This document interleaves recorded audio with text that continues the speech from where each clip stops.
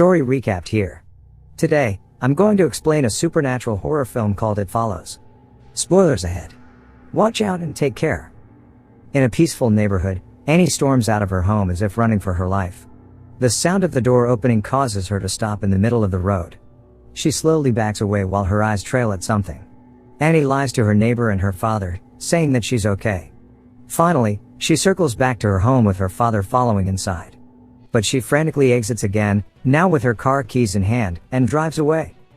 Even as she's driving, she keeps looking over her shoulder, panic in her eyes and ignoring her ringing phone. That evening, Annie parks her car by the beach. Shaken and crying, she finally answers her phone.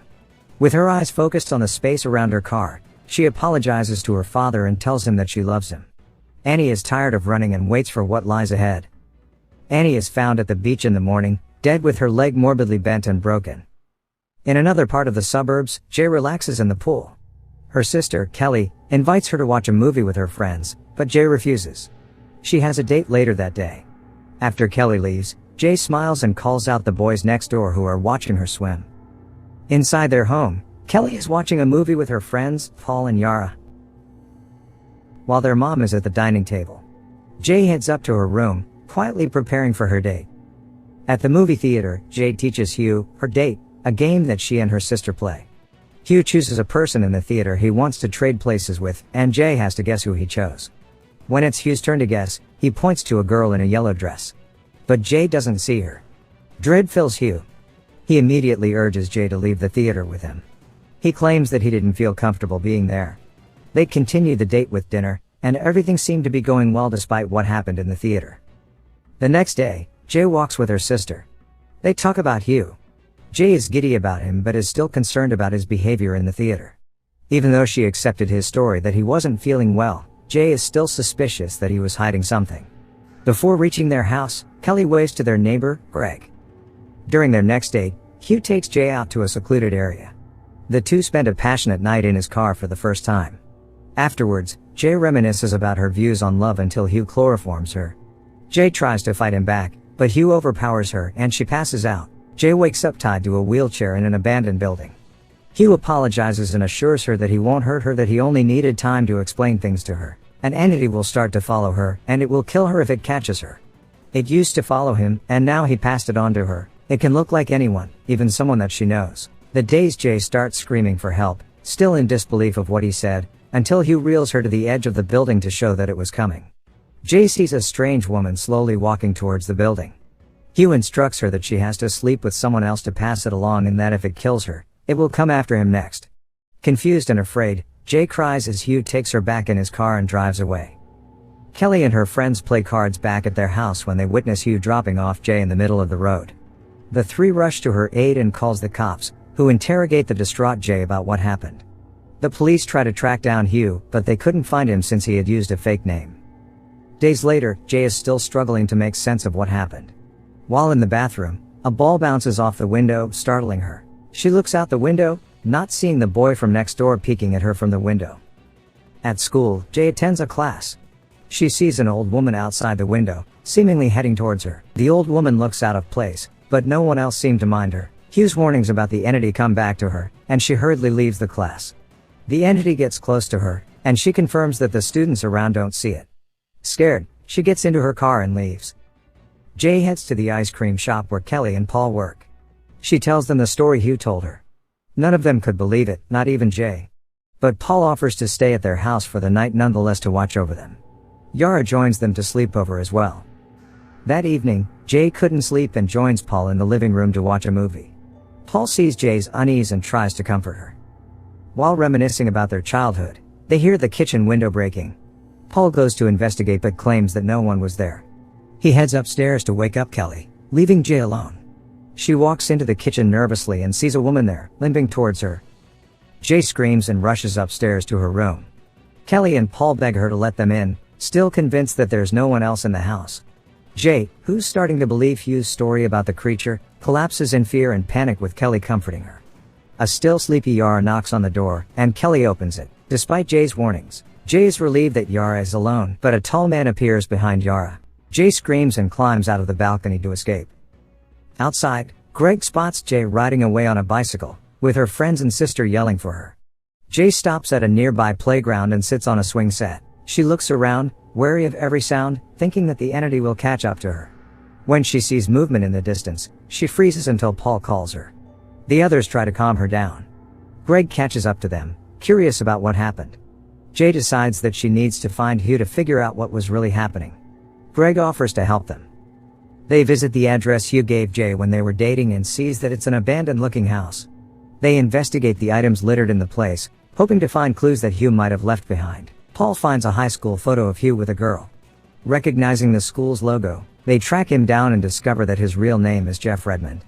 Kelly suggests telling the police, but Jay decides not to. She wants to get answers from him directly. They visit Jeff's real address, where Jay meets his mother. She recognizes her face, realizing that the entity had taken Jeff's mother's form during the first night she saw it. Jeff apologizes to Jay and tells her more about his story.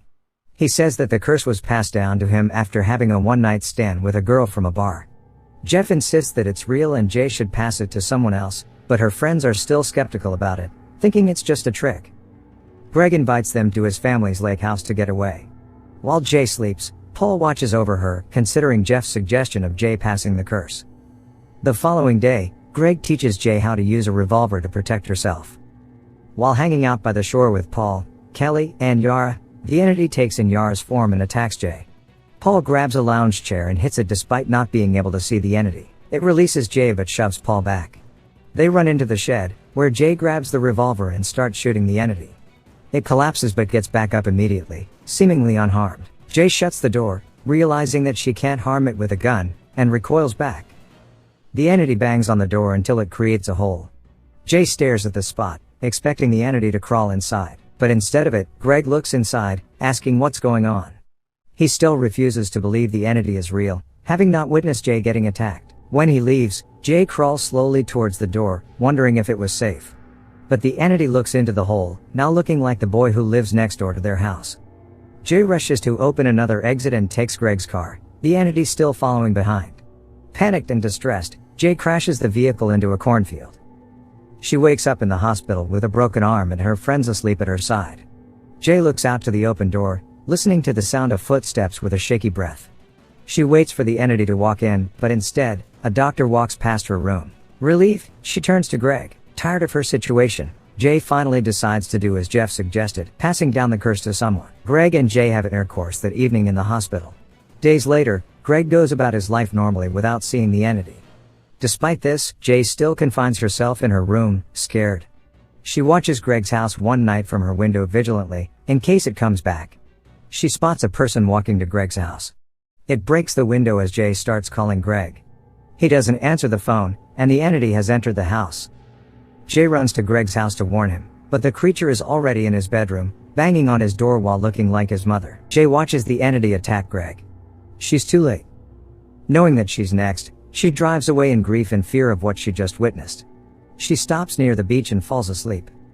In the morning, she spots 3 men on a boat. She begins to undress and swims into the water to meet with the men. Back in her home, Paul visits Jay and offers to let her pass the curse to him, but she refuses. Paul confesses that he likes her and questions why she chose to pass it on to Greg. Jay thought he'd be okay because he wasn't scared. She regrets having done so. Looking around her room, Paul gets an idea on how to stop the entity. As they drive away from her house, Jay spots the entity, looking like her grandfather, on the roof. The entity has killed the men she was with at the boat and is now back to hunting her. Jay, Paul, Kelly and Yara go to a closed pool to prepare to face the entity. They set up electrical items around the pool while Jay goes in the water, waiting for it to arrive. A thunderstorm rages outside while they wait. Jay finally spots the entity entering. Hearing the fear in her voice, Kelly asks her what it looked like, but Jay refuses to tell her. Jay freaks out, wanting to get out of the pool. But Paul encourages her to stay until the entity goes in the water with her. The entity starts throwing the electrical items at her. Jay points at the entity to help her friends attack it as it continues to hurl items at her, causing her to sink in the water. She resurfaces and looks at the entity, who now wears the face of her deceased father. Paul grabs a gun, relying on Jay's directions to shoot at it. With the entity invisible to him, he gets too close, nearly getting caught by it. He takes a shot, but accidentally hits Yara's leg. It continues throwing things at Jay, hitting her on the arm.